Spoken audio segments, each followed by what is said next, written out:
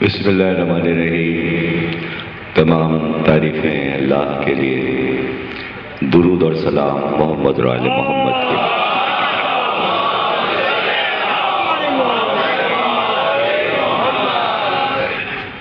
1429 ہجری کے الوداعی اشرے کی چھٹی تقریر قصر مسیب میں آپ حضرات سماعت فرما رہے ہیں۔ حضرت رسول خدا کے آخری لمحات کے موضوع پر ہم گفتگو کر رہے ہیں۔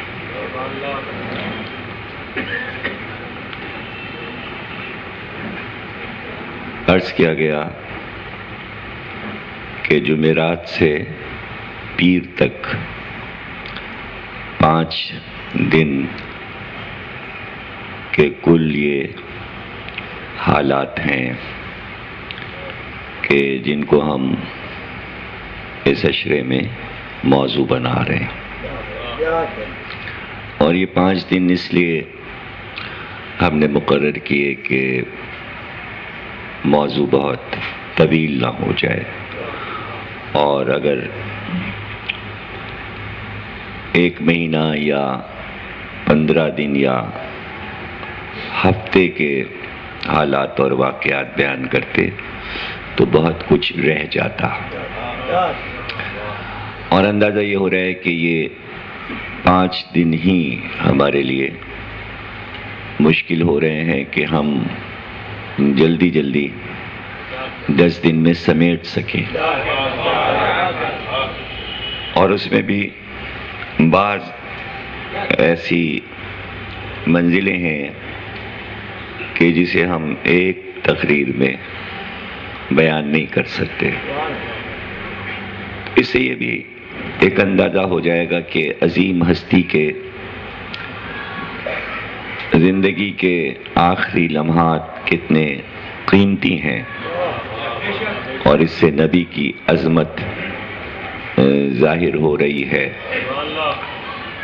کہ جہاں پوری زندگی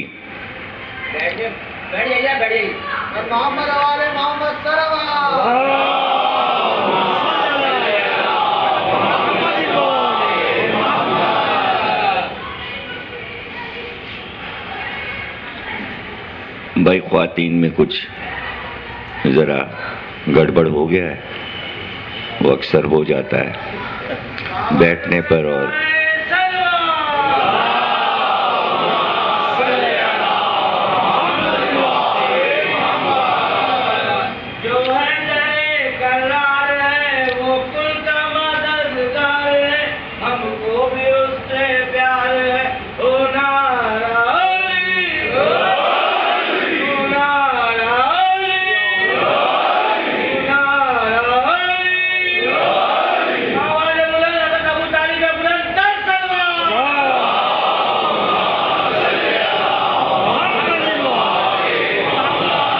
کنٹرول ہو گیا معاملہ، وہ تو کہیں شروع میں ہو گیا۔ مجلس پڑھ رہا تھا میں رضویہ میں، اور بھائی پتن کیا کی مجلس تھی، آدھے میں خواتین اور آدھے میں مجلس۔ بالکل جب مصاحب پہ آنا تھا اسی وقت اندر جو خواتین تھیں ان کے اوپر کنمیلیوں کے لشکر نے حملہ کر دیا۔ اب جو قیامت مچی ہے، تو بھائی پتن بھی اندر چلے گئے، آج تو ان کے گھر پہ مجلس ہے، میں نے وہیں پہ مجلس ختم کر دی، میں نے کہا آپ پڑھنا بیکار ہے۔ تو بالکل آخر میں ہوا تھا یہ، بہرحال شروع ہی میں معاملہ نپٹ گیا۔ صلوات پڑھیے۔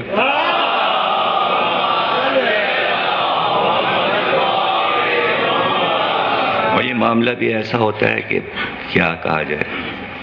میرے نیز کا ایک نوکر تھا، اس کو انہوں نے بازار میں بھیجا کہ بھئی وہ سودا کوئی لانے کے لیے، تو میرا نیز کا گھر جو ہے وہ سبزی منڈی ہے، اور آگے جو ہے وہ اکبری دروازہ، تو بازار ہے۔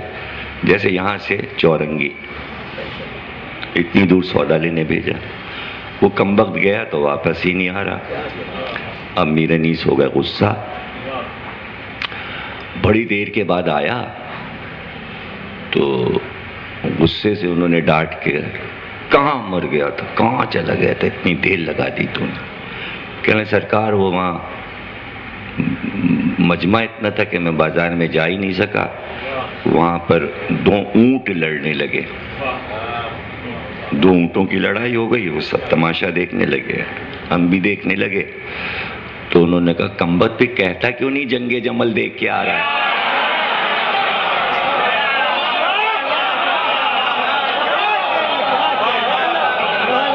عربی میں اونٹ کو جمل کہتے ہیں، تو اب اونٹ کا سمبل جو ہے وہ اصل میں جنگ جمل ہے، تو اونٹی کے ذریعے کہہ سکتے ہیں، ورنہ اونٹ کے پیچھے تو کچھ اور ہے نا۔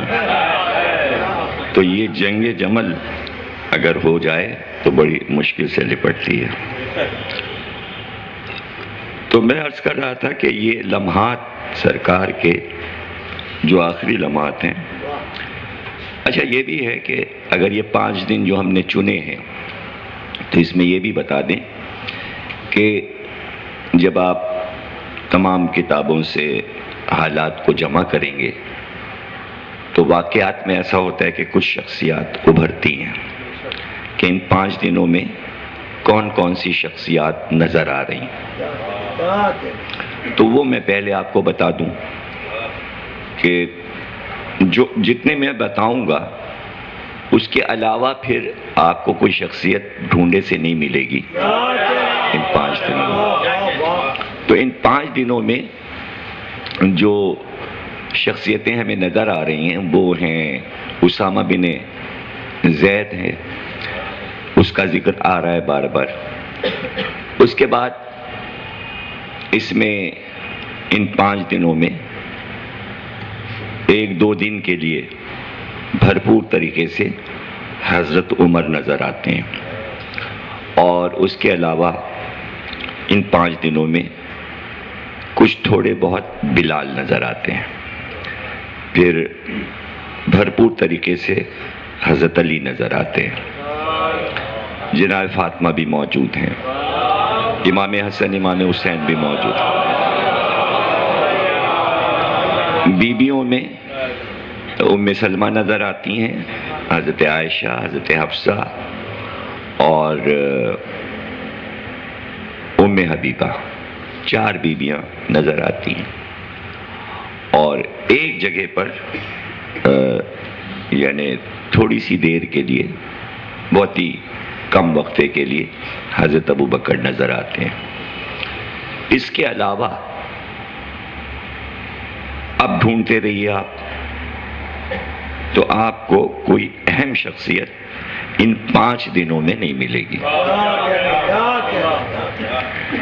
بس یہ کل شخصیات ہیں کہ جن کے اوپر آپ کچھ بات کر سکتے ہیں، اور یہ اہم ترین شخصیات ہیں۔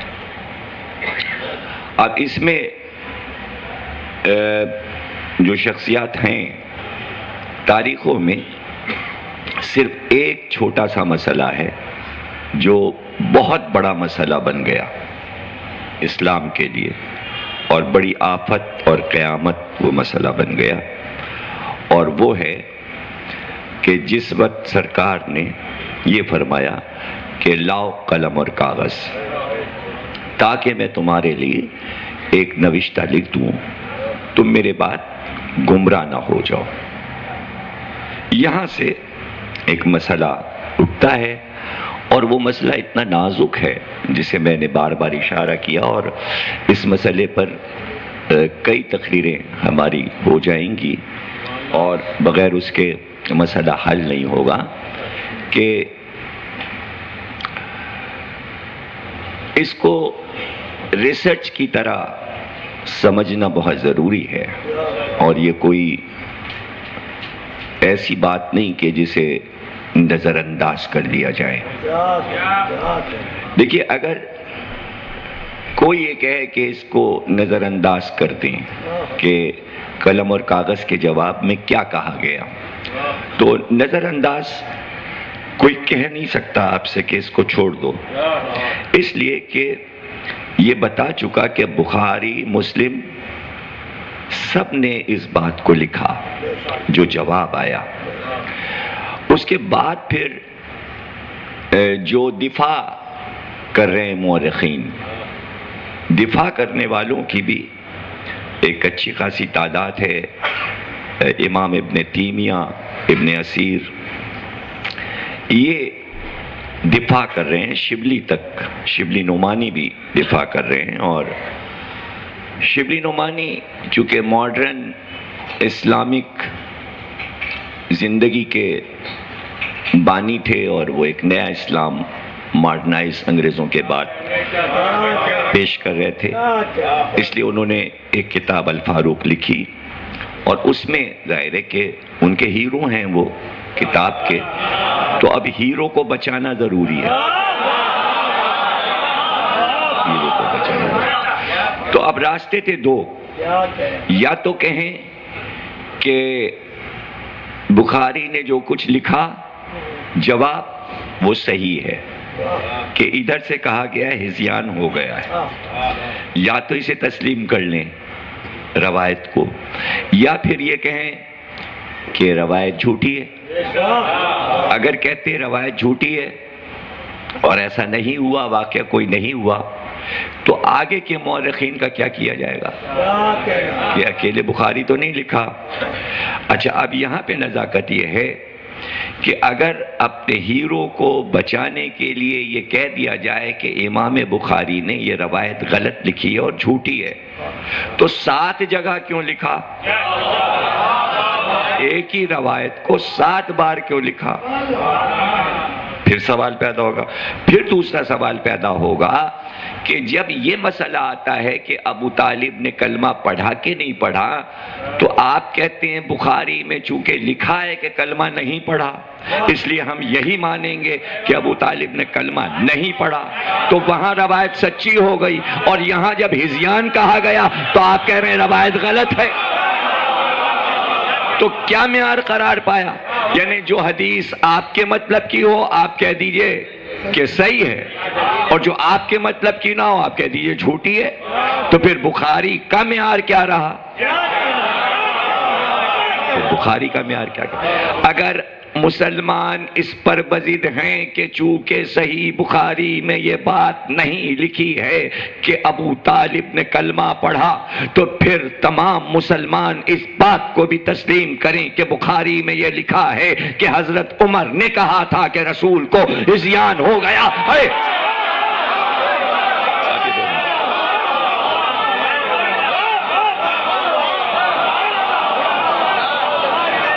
دیکھیں، میں نے بچوں کے لیے، طلباء کے لیے آسانی کر دی، نہ اس میں ابو طالب کو برا کہا جا رہا ہے نہ حضرت عمر کو، معاملہ کتنا آسان ہو گیا۔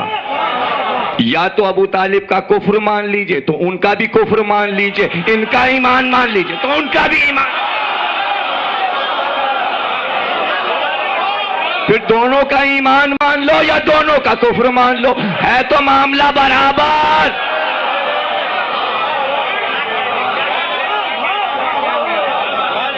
اس میں دیکھیں کتنی اچھی بات ہو گئی، کتنی اچھی بات ہو گئی کہ بھائی ابو طالب نے کہ یہ کلمہ پڑھا، اور ادھر انکار کر دیجئے کہ یہ نہیں کہا انہوں نے، بھائی ٹھیک ہو گئی، دونوں صاف ستھرے ہو گئے، ادھر شیعوں کو بھی تسلی ہو گئی، ادھر سنیوں کو بھی تسلی ہو گئی۔ اور اگر آپ بضد ہیں کہ ابو طالب نے کلمہ نہیں پڑھا، تو پھر ہم کو یہ کہنے دیجئے کہ چونکہ بخاری میں لکھا ہے اس لیے ہم مان کے رہیں گے، لیکن بخاری کی روایت مانی جاتی ہے۔ تو ابھی تو فیصلہ چھوڑ دیجئے، یونیورسٹیز کے لیے چھوڑ دیجئے، ریسرچ کرنے والوں کے لیے چھوڑ دیجئے، ابھی تو آپ نے دعوت فکر دی ہے، ابھی تو آپ نے دعوت فکر دی ہے، ابھی کیسٹ سنے جائیں گے، لوگ مقالے لکھیں گے، مضمون لکھیں گے، تو اس کے بانی آپ قرار پائیں گے۔ قصر مسیب کا مجمع اس بات کا بانی قرار پائے گا اس صدی میں کہ ایک فکر ہم نے دے دی ہے بخاری کی روشنی میں۔ تو ابھی جب تک بخاری میں یہ روایت لکھی ہے اور جب تک مسلمان یہ کہہ رہے ہیں کہ ابو طالب نے کلمہ نہیں پڑھا، مسلمان نہیں ہوئے اور کافر تھے معاذ اللہ، تو تب تک کے لیے ہمیں اجازت دیجئے کہ ہم اس لفظ پہ بحث کریں کہ لفظ ہذیان کیوں کہا گیا اور 7 جگہ بخاری نے کیوں لکھا. تو اس پہ ہم تجزیہ کریں گے ان 4-5 تقریروں میں انشاءاللہ کہ آیا منہ سے بات نکل گئی، منہ سے نکل گئی یا سوچ کے بات کہی گئی. دیکھیں بہت کچھ سوچا جا سکتا ہے، اس لیے کہ امام ابن تیمیہ نے یہ کہا کہ کوئی کہا تھوڑی تھا انہوں نے تو سوال کیا تھا، مجمع سے پوچھا تھا کیا ہذیان ہو گیا ہے ان کو. یہ کب کہا تھا کہ ہذیان ہو گیا ہے؟ پھر آگے ابن اسیر نے کیا کہا؟ ابن اسیر نے کہا وہ چونکہ عرب کا قاعدہ تھا، یہ عرب کی کلچر اور زبان کا جملہ تھا کہ جب کوئی مرنے لگتا تھا تو اس پہ ہذیان طاری ہوتا تھا. اب یہ عجیب بات ہے کہ عرب میں مرنے والوں کو ہذیان ہوتا تھا، پاکستان میں ہذیان مرتے وقت کیوں نہیں ہوتا؟ سعودی عرب میں جو مرتے ہیں ان کو ہذیان کیوں نہیں ہوتا؟ اب پہلے عرب میں ہوتا تھا، اب کیوں نہیں ہوتا؟ یہ بات میرے سمجھ میں آتی ہے کہ جسے آپ کہیں سکرات کے عالم میں آدمی بڑبڑاتا ہے اور اپنے آپ سے خود کلامی کرتا ہے، تو اس بڑبڑاہٹ کو وہ کہہ رہے کہ وہ ہذیان ہو گیا، فلانا ہو گیا. تو لفظ ہذیان جو ہے، اچھا اگر لفظ اتنے ہی ہوتے تو چلیے ٹھیک ہے، وہ تو بات جب آگے بڑھتی جاتی ہے تو پورا جملہ سامنے آتا ہے کہ جس لہجے میں کہا گیا وہ پھر ظاہر ہے کہ کتابوں کی ساری باتیں پڑھی تو نہیں جا سکتی، اشارے ہی کیے جا سکتے. کچھ چیزیں صرف پڑھنے سے تعلق رکھتی ہیں، کچھ چیزیں سننے سے تعلق رکھتی ہیں. اچھا ہم اپنے منہ کا مزہ کیوں خراب کریں؟ ساری باتوں کو دوہرا کے ہم اپنے خوبصورت ماحول میں کیوں ایک ایسا ماحول پیدا کر دیں کہ ہمارا موضوع جو اچھا خاصا چل رہا ہے اس میں کچھ تھوڑی سی تبدیلی آ جائے.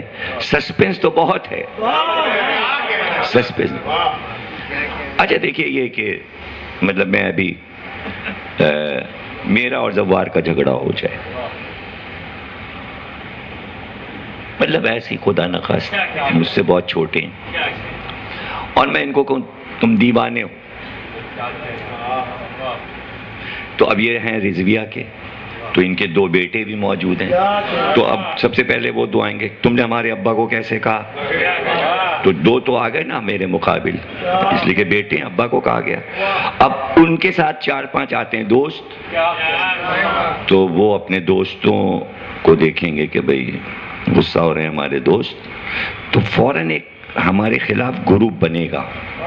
کچھ ہمارے بھی لوگ ادھر سے بولیں گے ٹھہرو.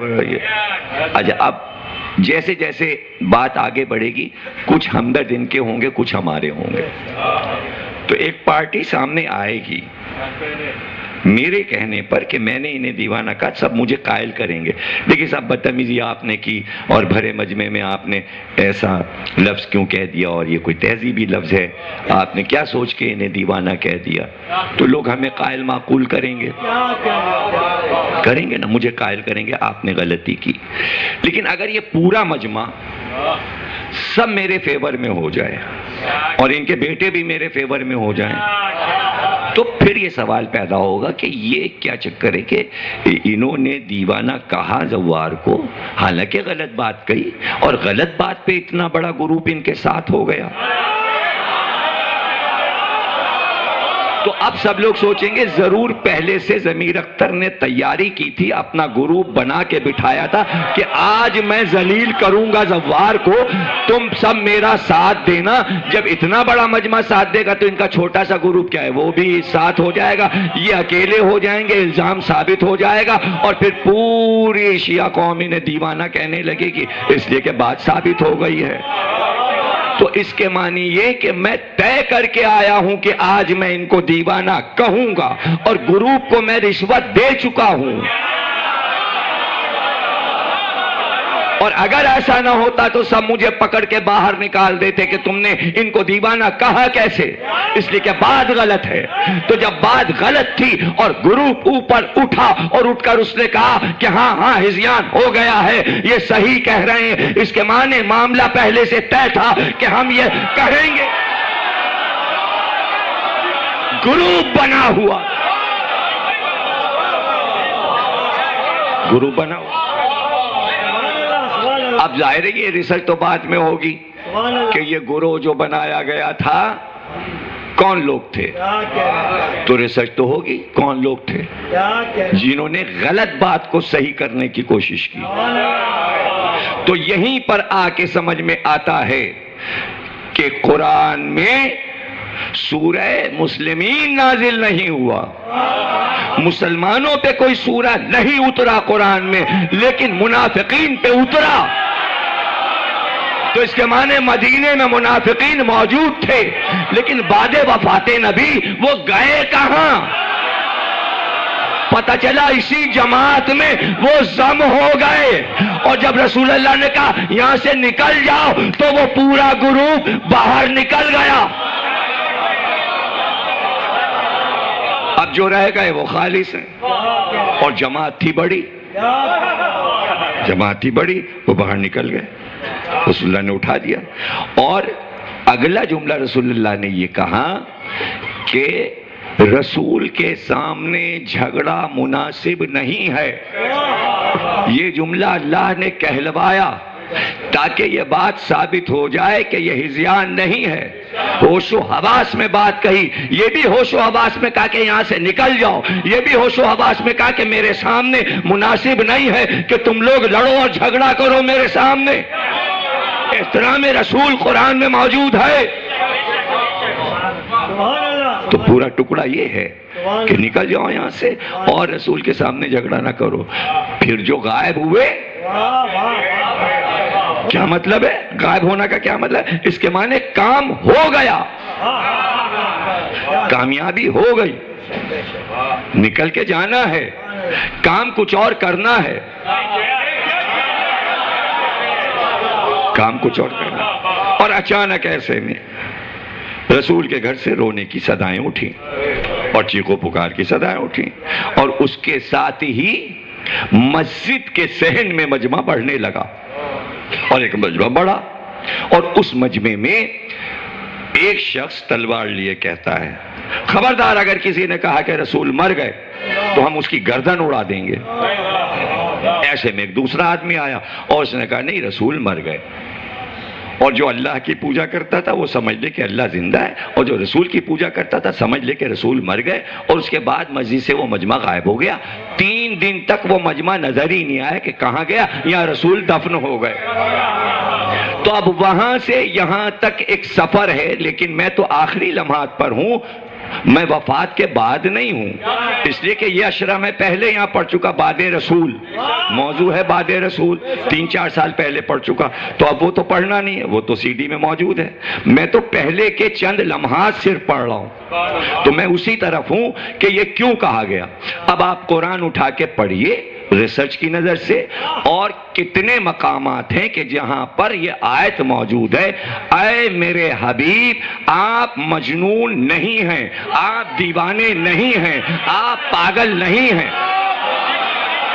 یعنی پہلے سے اللہ یہ بات پیش بندی کرتا چلا آ رہا ہے، مکے سے لے کر مدینے تک کوئی بات بار بار کیوں کہی جا رہی ہے، بار بار کیوں کہی جا رہی ہے؟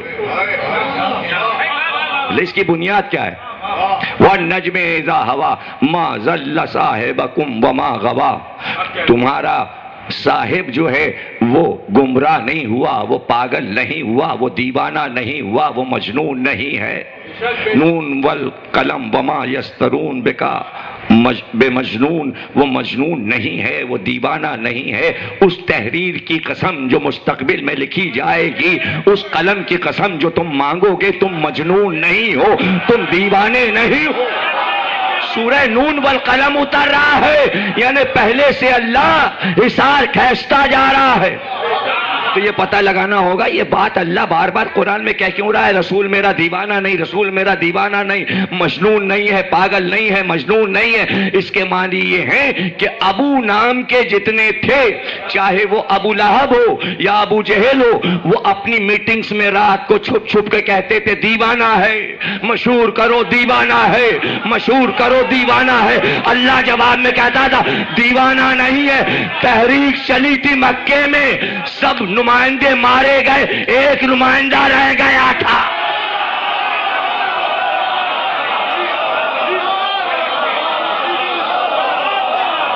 ایک نمائندہ۔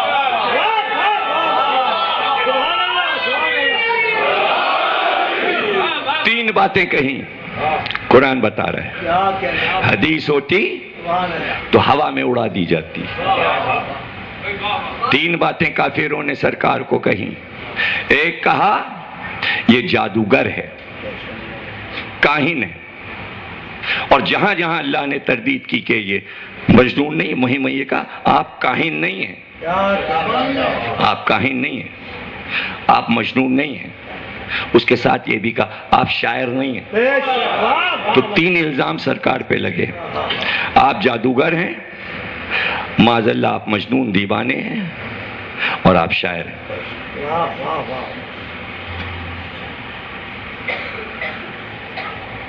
سورہ یاسین میں باقاعدہ تردید کر دی کہ آپ نہ شاعری جانتے ہیں نہ آپ شاعر ہیں، آپ شعر نہیں کہہ سکتے، آپ کاہن بھی نہیں ہیں، آپ جادوگر بھی نہیں ہیں، آپ مجنون بھی نہیں ہیں۔ تو تین الزام عرب والے لگا رہے تھے۔ تو یہ دیوانگی میں نہیں لگا رہے تھے، یہ میٹنگوں میں طے پایا تھا، یہ ان کا منشور تھا، یعنی پروپیگنڈے کا ان کا سب سے بڑا سلوگن تھا۔ لوگوں کو دور ہٹانے کے لیے ان کے پاس تین جملے کافی تھے۔ اگر اہم نہ ہوتے کافروں کے یہ تینوں لفظ تو کبھی اللہ قرآن میں نہ رکھتا۔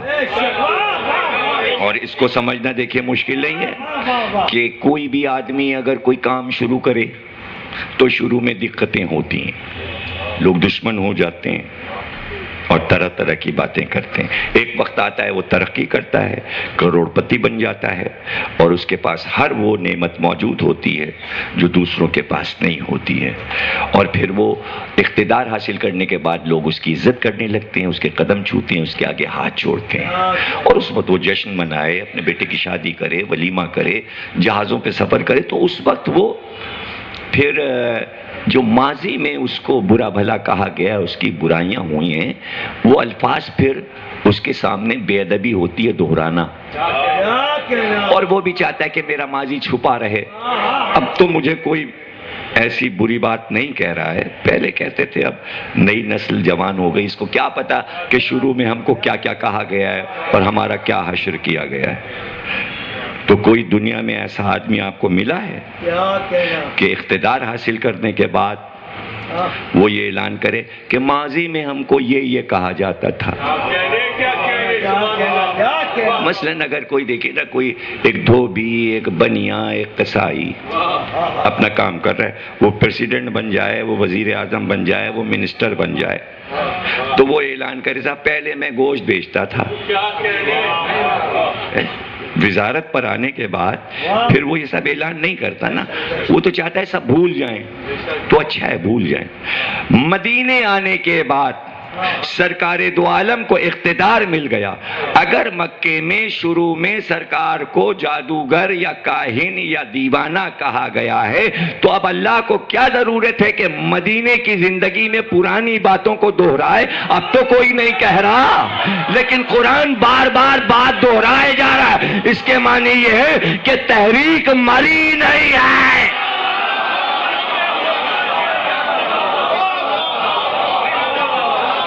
تحریک مری نہیں ہے، تحریک کے کچھ نمائندے موجود ہیں، اور قرآن کا یہ کہنا تو اس میں کوئی پیغمبر کی توہین نہیں ہو گئی کہ کافروں کے الفاظ اللہ دوہرائے؟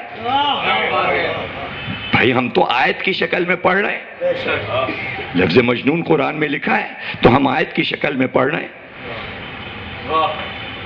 تو یہ تو بے ادبی ہے نا سرکار کے بارے میں۔ لیکن اللہ نے کیوں قرآن میں لکھا کہ یہ کہا گیا، آپ کو یہ کہا گیا، آپ کو یہ کہا گیا؟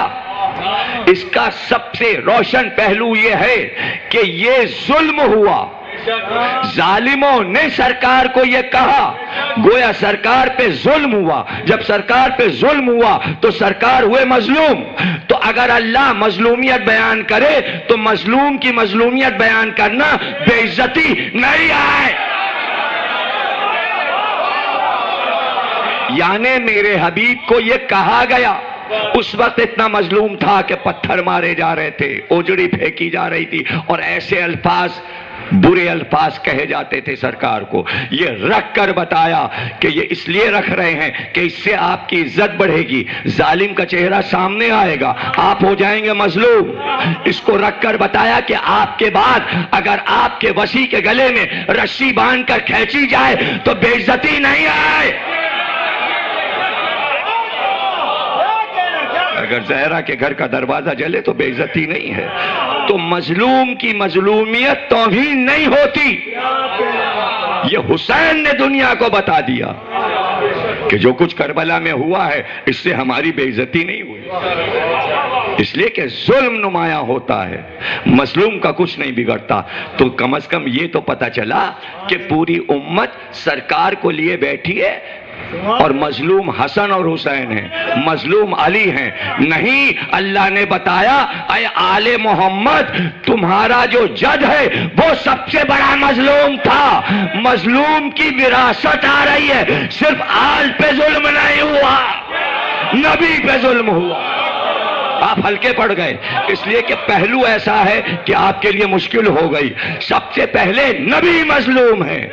یہ تماشا نہیں ہے کہ اتنی بڑی امت کے مالک کو کوئی سامنے کہے کہ ہذیان ہو گیا، یہ پوری کربلا ہے، یہ محمد کی کربلا ہے، یہ کربلا ہے، یہ حسین ہے، حسین منی وانا من الحسین۔ یہ سرکار نہیں ہے، یہ حسین ہے، یہ حسین بیٹھے ہیں، اور ایک آدمی کے اندر پورا لشکر یزید سمایا ہے۔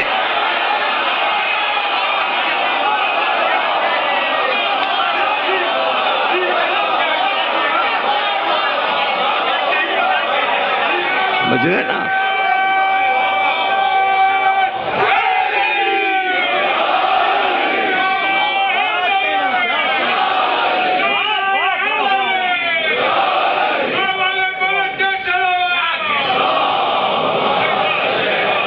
یہ مظلومیت رسول ہے، یہ تاریخ کی بحث نہیں ہے۔ آگے جا کے وہی مظلومیت بن گئی، اسے ہم مصائب بنا کے پڑھتے ہیں، اسے پھر ہم مصائب بنا کے پڑھ رہے ہیں۔ دروازہ زہرا کا جل رہا ہے، ہم مصائب میں پڑھ رہے ہیں، سب رو رہے ہیں۔ علی کے سر پہ ضربت پڑتی ہے 19 رمضان کو مسجد میں، ہم پڑھ رہے ہیں اور رو رہے ہیں۔ سوال یہ ہم یہاں کیوں نہیں رو رہے؟ رسول اللہ کو کیوں نہیں رو رہے؟ کیوں نہیں رو رہے؟ اس لیے نہیں رو پا رہے کہ یہاں بھرپور انداز سے ظالم کو بچایا جا رہا۔ پھر سمجھیے بات کو، یعنی آگے پھر ہم نے یہ کوشش نہیں ہونے دی۔ کیوں؟ اس لیے کہ وہاں نبی کے ظالم کو بچا لیا گیا۔ بات سمجھیے، نبی کے ظالم کو بچا لیا امت نے، تو ہم نے طے کیا کہ اب ابن ملجم کو بچا کے دکھاؤ۔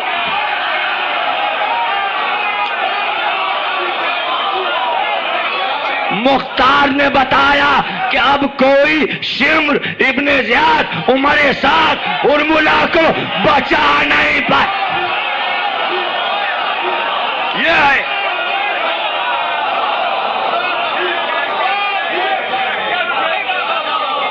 مجبوری آ گئی، مجبوری یہ آ گئی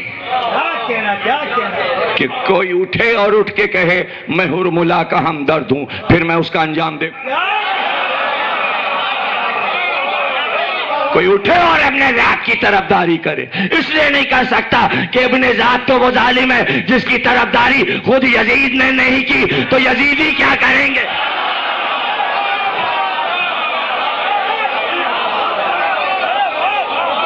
مسئلہ یہ.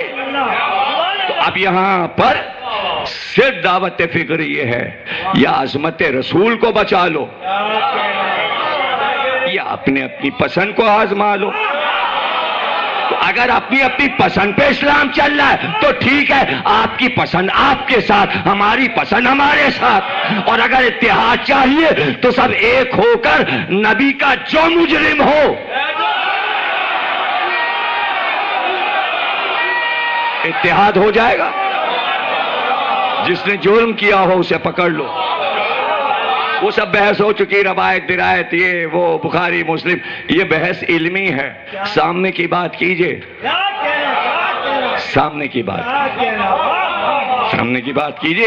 اب لوگ یہ کہتے ہیں کہ بعد میں فرقے بنے.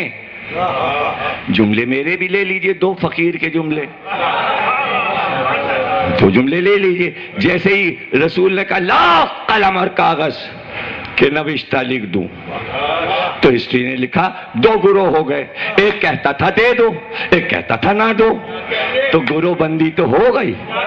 2 بڑے برابر کے گروپ نبی کے سامنے ہو گئے، ایک نکالا گیا، ایک بیکارا.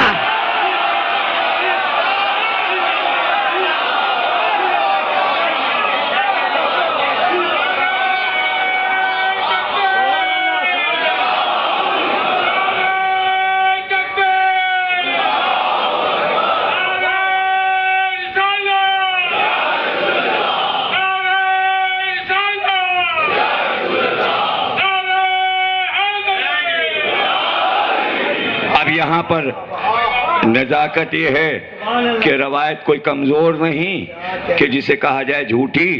ثابت، جب ثابت تو اب پھر سوالات پیدا ہوتے ہیں کہ جب تھوڑی دیر کے بعد یہ احساس ہو گیا تھا کہ یہ غلطی ہوئی ہے تو اچھا یہ تھا کہ معافی مانگ لی جاتی. سرکار غلطی ہو گئی، ہم نے یہ جملہ کہہ دیا، جوش میں کہہ دیا، معاف کر دیجئے، لیجئے قلم اور کاغذ، یہ لیجئے اور جو لکھنا ہو لکھ دیجئے، جو لکھنا ہو لکھ دیجئے. سوال یہ ہے کہ کیا خطرہ تھا کہ کیا لکھ دیا جائے گا؟ مطلب کیا لکھ دیا جائے گا؟ کیا ایسا خوف تھا؟ اور پھر واپسی کیوں نہ ہوئی؟ واپسی کیوں نہ ہوئی؟ اس کے معنی ایک تحریک تھی، کام کو آگے بڑھانا تھا، کام آگے بڑھایا گیا، غلطی پر غلطی ہوتی چلی گئی. جب ایک بار بنیاد خراب ہو جاتی ہے تو عمارت ٹیڑھی ہو جاتی ہے، عمارت ٹیڑھی ہو گئی.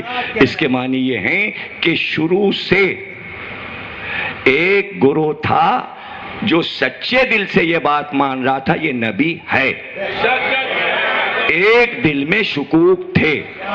یہ دونوں چیزیں مکے سے ہی الگ الگ کر دیجئے، اور یوں ملاوٹ کرتے رہیے گا تو اس کا کوئی فائدہ نہیں ہے. اس لیے کہ چاہے وہ بچے ہی ہوں تو اور زیادہ اپریشیٹ کیجئے کہ علی نے یہ نہیں کہا کہ جب تک آپ معجزہ نہیں دکھائیں گے ہم آپ پہ ایمان نہیں لائیں گے. بس میں ایمان لایا، بس میں نے اقرار کیا کہ آپ اللہ کے رسول ہیں اور میں مدد کروں گا. اور جناب خدیجہ نے بھی یہ نہیں کہا کہ آپ معجزہ دکھائیے تب ہم آپ کو مانیں گے. فوراً ہی جناب خدیجہ نے کہا بے شک وہی فرشتہ آپ پر آیا ہے جو حضرت موسیٰ پہ آیا تھا اور حضرت عیسیٰ پہ آیا تھا. سوال یہ ہے، نہ موسیٰ کا دور دیکھا ہے خدیجہ نے، نہ عیسیٰ کا دور دیکھا ہے، نہ اس فرشتے کو موسیٰ اور عیسیٰ پر آتے ہوئے دیکھا ہے، لیکن جملے نے بتایا کہ بی بی پڑھی لکھی تھی، توریت بھی پڑھ لی تھی، انجیل بھی. جہاں جہالت تھی وہاں جہالت گئی.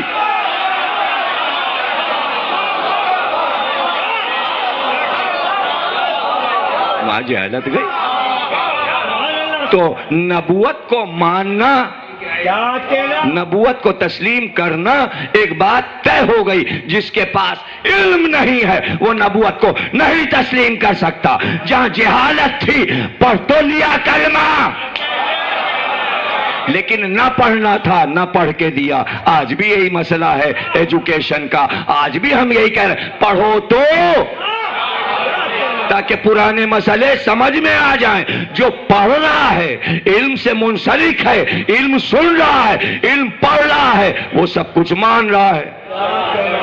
جہاں جہالت ہے وہاں بات ہی نہیں سمجھ میں، بات ہی نہیں سمجھ میں آ رہی ہے کہ علم اولا ہے. علی کو اولا اس لیے کیا رسول اللہ نے کہ کہا میں شہر علم ہوں، علی اس کا دروازہ ہے. اگر کوئی اور عالم ہوتا مکے اور مدینے میں تو وہ دروازہ بنتا. اب زبردستی آپ کھڑکیاں بنا لیں، پرنالا بنا لیں، تو رسول نے تو نہیں بنایا، اللہ نے تو نہیں بنایا. تو آج مسئلہ علم کا ہے. اس لیے ہم کہتے ہیں علی سے منسلک ہو جاؤ تاکہ یہ سارے تاریخ کے مسئلے سمجھ میں آ جائیں. کو نہیں معلوم کہ ہم یہ بات اصرار کیوں کرتے ہیں کہ ابو طالب کو کافر نہ کہیے. اس میں فائدہ ہے مسلمانوں کا، اس میں بہت فائدہ ہے. اور سیدھا سیدھا فائدہ یہ ہے کہ جب محشر میں آخرت میں آپ جائیں گے تو آپ کہیں گے سرکار میں آپ کا امتی ہوں. تو رسول اللہ پوچھیں گے تمہارا باپ یہ ہے، تمہارا دادا یہ ہے، لے جاؤ اپنے دادا کو اور اپنے باپ کو جنت میں، یہ سب مسلمان ہیں. تو کیا سرکار یہ نہیں پوچھیں گے اپنے ابا کو، اپنے چچا کو، اپنے دادا کو تم لا الہ پہ لے کے بخشش کے لیے آ گئے، تمہارے باپ دادا مسلمان ہیں اور میرے باپ دادا چچا تمہاری نظر اب ہو گئی بخشش؟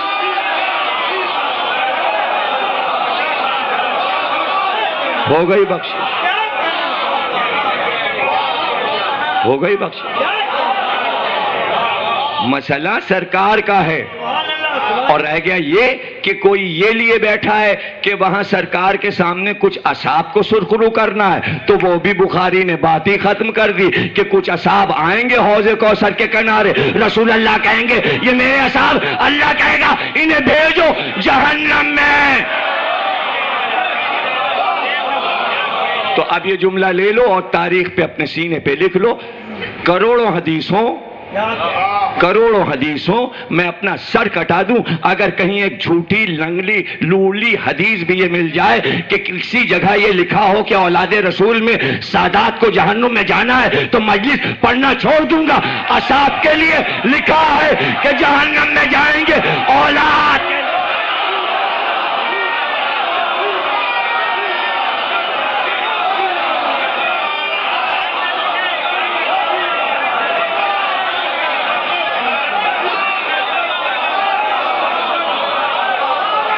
کہیں لکھا ہو،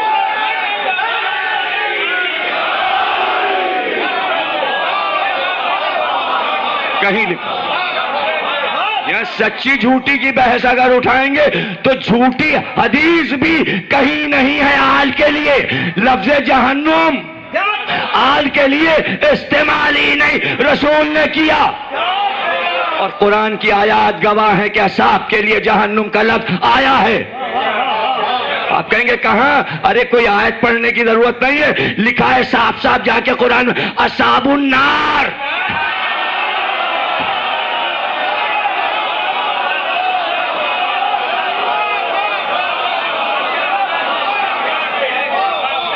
کہیں قرآن میں آل النار لکھا ہے؟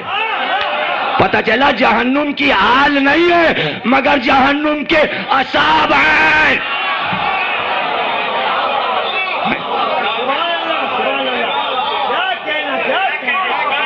ایک جگہ لکھا ہے اصحاب الجنہ، ایک جگہ لکھا ہے اصحاب النار. پتہ چلا دو طرح کے اصحاب ہیں لیکن آل ایک ہی طرح کی ہے. اس کے نام جاگیر جنت لکھی ہوئی ہے. تو میرا جملہ کیا آپ ضائع کر دیں گے؟ یا اللہ نے جنت کی جاگیر آل کے نام کیوں لکھ دی؟ اس لیے لکھ دی اللہ کو معلوم تھا کہ فدق اور خلافت چھین لی جائے گی تو جنت تو ہم دیں۔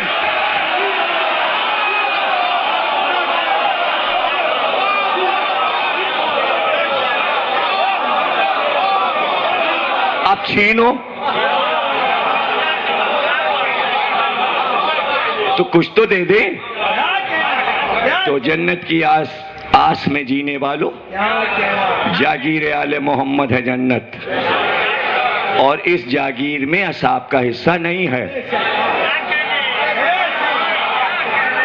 جاگیر کی ملکہ خاتون جنت، جاگیر کے شہزادے شباب اہل جنہ الحسن والحسین مالک جنت۔ شعر کہنے والا بھی جھوم جھوم کے پڑھتا ہے، جنت خرید لی، حسن حسین نے امت خرید لی۔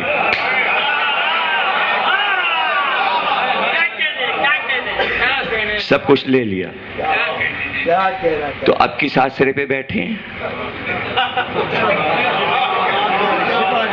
کس آسرے پہ بیٹھے؟ کیا ہیں یہ باتیں؟ کیا ہے یہ دکھاوا؟ نہ یہاں کچھ دے رہے ہیں نہ وہاں کچھ دے رہے ہیں، نظام بھی تو نہیں آ رہا، نظام وہی انگریزوں کا، اور وہاں کچھ ان سے ملنے کی امید نہیں، اس لیے کہ وہ خود ہی بھکاری بنے کھڑے ہیں رسول اللہ کے سامنے۔ تو بھیا بھکاریوں کے پیچھے کیا چلنا؟ شاہوں کے پیچھے چلو، شاہوں کے پیچھے چلو۔ رسول اللہ خوش ہوتے ہیں اپنی آل کے ذکر سے، اور کہیں یہ تو گوشے منبر پہ نکلتے ہیں، کہیں کسی کتاب میں بخاری مسلم میں یہ بھی لکھا ہو کہ آخر وقت میں کہو فلانے صحابی کو بھیجو، میں ان کو وصیت کر دوں، سینے سے تو لگا لوں جاتے وقت۔ اب سمجھ میں آیا کہ رسول اللہ نے کیوں کہا نکل جاؤ یہاں سے، تاکہ ایسا موقع ہی نہ آئے کہ چلتے وقت تمہیں گلے لگا لوں، اور جنہیں گلے لگانا تھا انہیں بلا بلا کے گلے لگا اور ان سے رخصت ہوئے۔ تو الوداع کے وقت بھی کوئی نہیں تھا، تو جب الوداع کے وقت کوئی نہیں تھا تو الوداعی عشرے میں کیسے کوئی ہو سکتا ہے؟ کیسے ہو سکتا ہے؟ جس نے الوداع کہا وہ کہنے والے علی تھے، الوداع علی نے کہا، فاطمہ نے الوداع کہا، حسن اور حسین نے الوداع کہا، اور جب حسین آئے تو عجیب الوداع تھی۔ جب حسین آئے تو حسین کو رسول اللہ نے آخری لمحات میں سینے سے لپٹایا، اور دونوں ہاتھوں سے حسین کے سر کو ایسے کر کے پکڑا، اور سر پکڑ کے کہنے لگے حسین میں دیکھ رہا ہوں کہ تیرا یہ سر تحفے میں دربار میں پیش کیا گیا۔ نبی کہہ رہے میں دیکھیں جب نبی کہہ دیں تو دیکھ رہے ہیں، تو پھر مجھے کہنے دیجئے کہ دربار میں جب سر پیش کیا گیا تو سرکار دو عالم کھڑے ہوئے دیکھ رہے تھے کہ سر پیش کیا گیا، تو سرکار پر کیا گزری ہوگی کہ جب ایک خیزران کی ہری چھڑی سے چھڑی کا اشارہ کر کے کہا گیا اب عبداللہ تمہارے ہونٹ بہت خوبصورت ہیں، تمہارے دانت بہت خوبصورت ہیں، اور پھر چھڑی اٹھی تو پھر کسی نے آواز دی چھڑی ہٹا لے، میں نے رسول اللہ کو ان ہونٹوں پر بوسے دیتے ہوئے دیکھا۔ یہ تو دیکھنے والوں کا عالم تھا، لیکن چھوٹی بہن زینب پہ کیا گزری ہوگی؟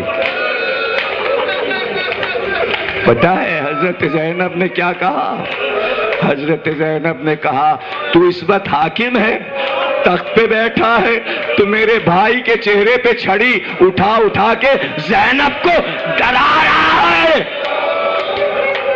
زینب کو ڈرا رہا ہے تو، خوفزدہ کر رہا ہے زینب کو.